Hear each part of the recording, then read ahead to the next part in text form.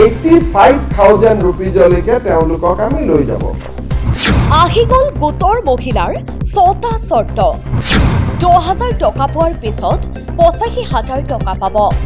এই 6টা চৰ্ত পালন কৰা মহিলাই টকা পাবলৈ 6টা চৰ্ত বান্ধি দিলে চৰকাৰে। কি এই 6টা চৰ্ত শুনক মুখ্যমন্ত্ৰীৰ মন্তব্য। আমি আত্মসহায়ক গোটৰ মহিলাসকলক গ্ৰুপ বুলি পইচা নিদিওঁ, আমি ইণ্ডিভিজুৱেলি তাৰমানে 10 গৰাকী মেম্বাৰ থাকিলে 10 গৰাকীকে আমি ইণ্ডিভিজুৱেলি প্ৰথমবাৰ আমি 10,000 টকা 10,000 টকাটোৰ উপযুক্ত ব্যৱহাৰ যেতিয়া তেওঁলোকে কৰিব পাৰে, দ্বিতীয়বাৰ আমি তেওঁলোকক 25,000 টকা দিম। তাৰে 12,500 চৰকাৰে দিব, 12,500 বেংকৰ পৰা আমি লৈ দিয়াৰ ব্যৱস্থা কৰিম, য'ত নেকি ক্ৰেডিট গ্যাৰেণ্টি স্কিম চৰকাৰে কৰিব যাতে বেংকৰো ক্ষতি নহয়। আৰু থাৰ্ড ইয়াৰত আমি তেওঁলোকক 50,000 টকালৈকে লৈ যাব খুজিম। 10, 25, 50 টোটেলি 85,000 rupeesলৈকে তেওঁলোকক আমি লৈ যাব। এতিয়া কথা হ'ল যে আমাৰ 36 লাখ মেম্বাৰ আছে, আমি 36 লাখকে দিম নেকি? প্ৰথম কথা, ইয়াত আমি এটা নিয়ম কৰিছিলো যে যদি সাধাৰণ মহিলা হয় তেতিয়াহ'লে এই স্কিমটো তাৰ কাৰণেহে মুকলি যাৰ সন্তান 3টাতকৈ বেছি নহয়। যদি ST, SC, মৰাণ, মটক, চাহ বাগিচা হয় আমি 4টালৈ মুকলি কৰি দিছিলো।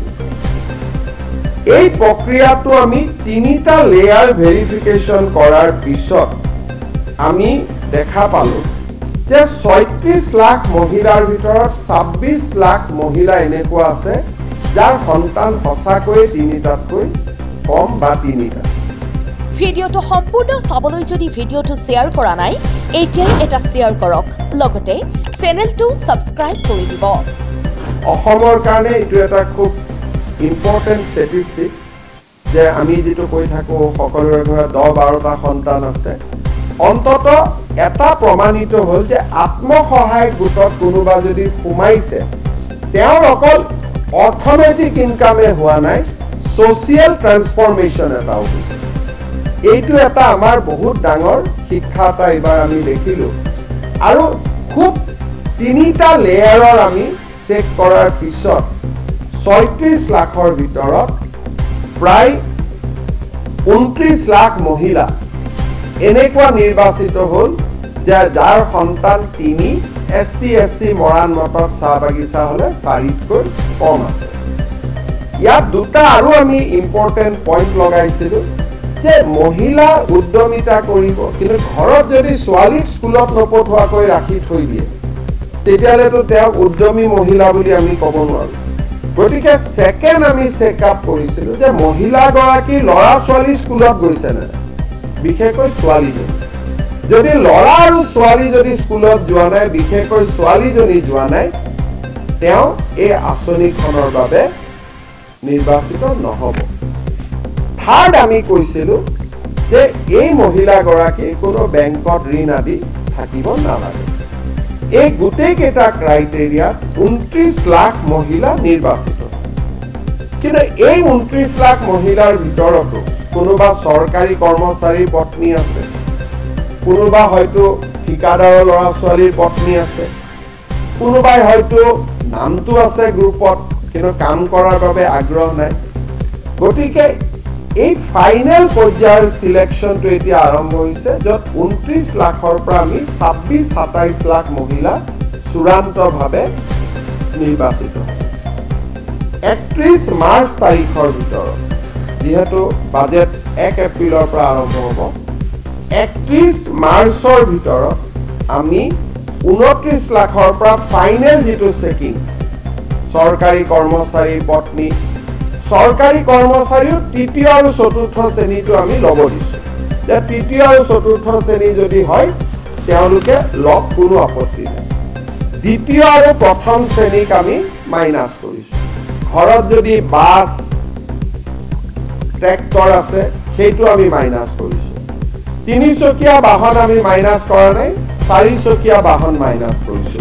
এনেকে খুব লিবাৰেল চিষ্টেমেদি আমি 29 লাখৰ পৰা কিমান কমে আমি চাম, হয়তো 1 লাখো কমিব পাৰে, 1.5 লাখো কমিব পাৰে, হয়তো 50,000ও কমিব পাৰে। কিন্তু যিয়ে নহওক কিয় 31 মাৰ্চত এই তালিকাখন আমি সমাপ্ত কৰিম, ফাইনেলি আমি আপলোড কৰিম যে এইখনে হিতাধিকাৰীৰ তালিকা। 31 মাৰ্চটো খালি যাব, আমিও ব্যস্ত থাকিম। 1 এপ্ৰিল তাৰিখৰ পৰা নতুন বাজেট আৰম্ভ। 1 এপ্ৰিল তাৰিখে বিহালী বিধানসভা সমষ্টিত আমি প্ৰথম হিতাধিকাৰীসকলক এই আঁচনিৰ প্ৰথম 10,000 টকাৰ কিস্তি প্ৰদান কৰিম। বিহালী সমষ্টিত 23,000 মহিলা এই আঁচনিটোৰ বাবে ইতিমধ্যে নিৰ্বাচিত হৈছে আৰু এই 23,000 মহিলাক আমি একোখনকৈ চেক দি আমি তেওঁলোকক সিদিনাখনে সভাতে আমি তেওঁলোকক চেক এখন দি দিম। আৰু চেক আমি কিয় দিছো, কেতিয়াবা বেংকত গৈ টকা পৰি থাকে, KYC নকৰে, কিবা নকৰে, চৰকাৰৰ লছ হয় আৰু মহিলাগৰাকীয়েও টকা নাপায়। চেকখন পালে অন্তত মহিলাগৰাকীয়ে বেংকত ফিজিকেলি চেকখন লৈ গ'লে তেওঁ একাউণ্টটোত যদি KYC আদি হৈও থকা নাই, KYC আদি কৰি ল'ব পাৰিব। তাৰ পিছত প্ৰত্যেক মাহত আমি এখন তালিকা দিম বাতৰি কাকতত, প্ৰত্যেক মাহত 10-15টা সমষ্টিত আমি এই ধৰণে একোটা ফাংচন কৰি আমি এই পুঁজিটো বিতৰণ কৰি গৈ থাকিম। আৰু ইয়াৰ সমান্তৰালভাৱে মহিলাসকলক আমি 3 দিনীয়াকৈ এটা প্ৰশিক্ষণো দি গৈ থাকিম। য'তেই প্ৰশিক্ষণ শেষ হয় তাতে আমি, আপোনালোকে ক'ব পাৰে যে 10টা সমষ্টি কেনেকে নিৰ্বাচিত হ'ব, অৰ্থাৎ য'তেই প্ৰশিক্ষণ শেষ হয় তাতে আমি টকাটো দিয়াৰ আৰম্ভ কৰিম।